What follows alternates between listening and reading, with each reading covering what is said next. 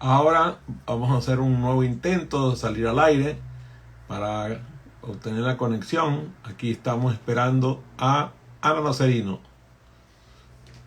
Déjenme ver si ya está pasando algo. Vamos a mandar un mensaje de texto a ver si la tenemos. Ajá, ya va llegando José Alegría. Qué bueno, José, ¿cómo te va, mi querido Community Manager? El hombre que forma los Community Manager en habla hispana. José Alegría, bienvenido. Aquí esperando. Aquí vamos a ver si...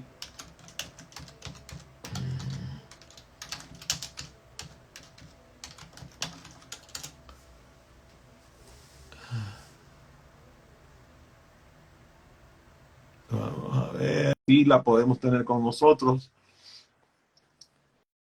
Allí está José Alegría. Si no, tendríamos que entrevistar a José. O sea, José, ¿cómo te va? Hola. Hola, ¿qué Ah, hubo? oye, yo dije, tengo una entrevista sin entrevistada. ¿Qué pasó? Pues no, no es así con entrevistada. Ah, pues ya llegaste. Qué bueno. Bienvenida. Feliz tarde. ¿Cómo Bien, te va? bastante bien. ¿Cómo estás tú? Gusto Pura, de verte además. sí, mucho gusto también. Nosotros nos conocemos desde hace un montón de años. Sí, Tú eras chiquita, tú eras chiquita. bueno, no hablemos de tamaño, pero sí, yo era una niña, vamos a decirlo de ese vamos a decirlo de esa manera, porque si no sería comprometedor, las cédulas y todos los documentos de identidad empiezan a caer y no. Ah, bueno, te formaste conmigo primero como facilitadora Es presencial. correcto. Antes de eso fuiste mi cliente como mujer de gestión humana que eres, y después te formaste conmigo y durante tantos años nos hemos mantenido en unión y comunicación con una amistad muy cercana y muy querida. Cuéntame, ¿qué hizo que tú pasaras de ser una gerente, de ser una gestora de talento, a ser una persona que capacitara, que realizara la labor de ser facilitadora? El el legado y yo creo que el poder aportar y tener un valor adicional que agregar en la vida de cada persona, pues tiene un significado muy grande para mí. Y yo creo que desde una gestión detrás de un escritorio, por más que siempre hay un chance y una oportunidad de hacer cosas por todas las personas que te rodean y que forman parte de esa comunidad organizacional, el poder trascender esas fronteras y el poder ir más allá y en estos momentos poder trascender inclusive fronteras geográficas a través de pues todas estas facilidades que tenemos con la virtualidad, tiene un peso súper importante, porque yo creo que si hay alguna cosa importante en la vida es la educación. Y vista desde muchísimos ángulos y muchísimos puntos de vista. La educación, la formación, la facilitación y todo lo que viene, digamos, como añadido a esto, es un mundo que vale la pena vivirlo intensamente. Fíjate que tú con eso de trascender fronteras has hecho una vida internacional. Primero te fuiste a Europa, después te fuiste a África, volviste a Europa, volviste a América. Has estado en diversos países. ¿Qué te ha traído la vida a tu facilitación de ese sabor internacional que tiene de tus trayectos alrededor del mundo? Mira, esa es una excelente pregunta porque mientras más se recorre, más, así tipo Sócrates, ¿no? Más nos damos cuenta de toda la gran cantidad de herramientas que nos hacen falta para poder ser lo suficientemente abarcativos y ser, digamos, integrales en nuestro rol de facilitador. El estar trabajando con distintas culturas, el saber que la forma de llegarle a una persona no es igual que llegarle a la otra, trasciende mucho más esto de las personas que son visuales, que son auditivas o que son kinestésicas, ¿sabes? O sea, es otro mundo completamente diferente. Es realmente como exponencial, yo diría, ¿no? O sea, pasas de un nivel de entendimiento a uno superior. Y el poder interactuar con distintas personas y saberle llegar es una satisfacción realmente muy, muy grande, porque no todas las personas pueden tener los oídos prestos a escuchar por un tema de prejuicios, por un tema, digamos, de sesgos, por muchísimas razones y que, bueno, de los choques interculturales muchas veces traen esto sobre la mesa, lo ponen sobre la mesa, lo ponen sobre el tapete y qué mejor oportunidad precisamente que esa para ver cuál es el aprendizaje, no solamente para el resto de las personas, para los facilitadores primeramente, y a partir de allí poder agregar valor y poder generar la oportunidad a cada una de las personas que son participantes, el crear esas potencialidades, habilidades y capacidades. Fíjate que tú tuviste que vivir situaciones en las cuales tú eras una mujer, única mujer, en una cantidad enorme de hombres atendiendo formación de hombres y además de otras culturas totalmente diferentes a las que tú habías estado Sí, acostumbrada. Por ejemplo, te tocó trabajar en Angola es correcto. con, y no solamente eras mujer, sino que encima de todo ni siquiera eras africana, eras latinoamericana. Cuéntame qué, qué le trajo a tu vida esa experiencia de trabajar con diversidad de razas, con diversidad de credos, con diversidad de géneros. Mira, cuando yo me pude recuperar del shock, porque definitivamente hubo un shock inicial que te lo dicen luego en las formaciones que te dan de integración cultural. Dice, superada esa primera etapa, fue de verdad que yo la recuerdo con inmenso cariño y que la repetiría cualquier cantidad de veces, porque es eso, es poderte situar en el nivel de entendimiento, la forma como se aborda la cultura, el conocimiento, las relaciones y todo en un país que es tan distinto y que después al final entendí que tampoco era tan distinto al latinoamericano, ¿sabes? O sea, empecé a identificar cuáles eran aquellas similitudes y yo creo que esa es la base de la que al final termina siendo una negociación. Es negociar el saber cuáles son nuestros intereses comunes, cómo nos podemos llevar de la mejor manera y salir adelante todos juntos para lograr los resultados para los que estábamos trabajando, pues todos juntos. Fíjate que la época en que te tocó esa experiencia, la virtualidad no era lo común. No. Entonces, ahora que estás trabajando virtualmente, ¿qué crees tú que te ha aportado esa habilidad adquirida en trabajar en países tan extraños como los países europeos donde te tocó trabajar o los países africanos donde tocó trabajar? ¿Qué habilidad te desarrolló para trabajar virtualmente?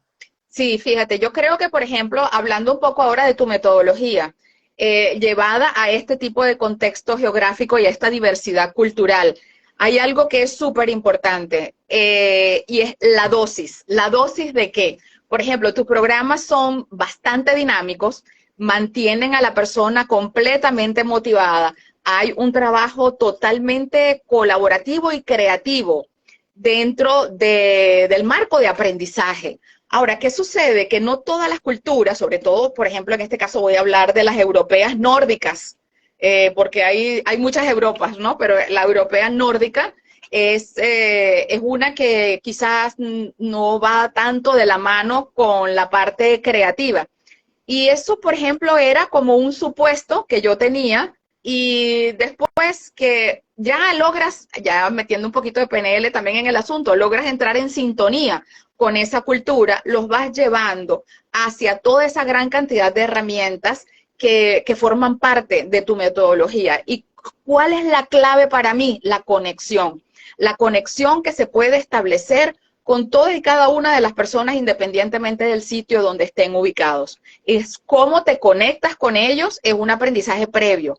Si tú conoces tu público previamente, tienes la oportunidad de ver exactamente cuál es la mejor forma de hacer esa conexión. Vuelvo y repito porque me parece que la palabra es tremendamente importante y es clave para todo este proceso, y que yo diría que la base de la forma como tú puedes llevar adelante tu propia formación virtual. Cómo lograr, a pesar de la pantalla, de lo plano, el poder tener una conexión emocional, una conexión que vaya más allá de la necesidad física de estar cara a cara. ¿Ah?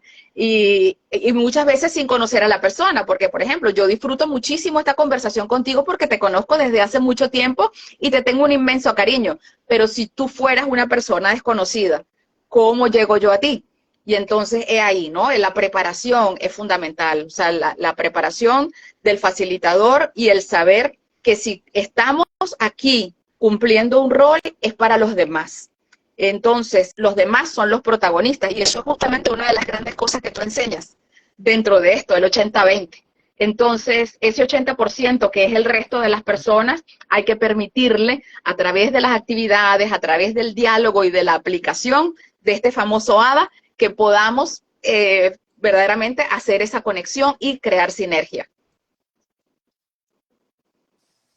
Fíjate, te formaste conmigo como facilitadora presencial. Después te has formado al lado mío como conferencista.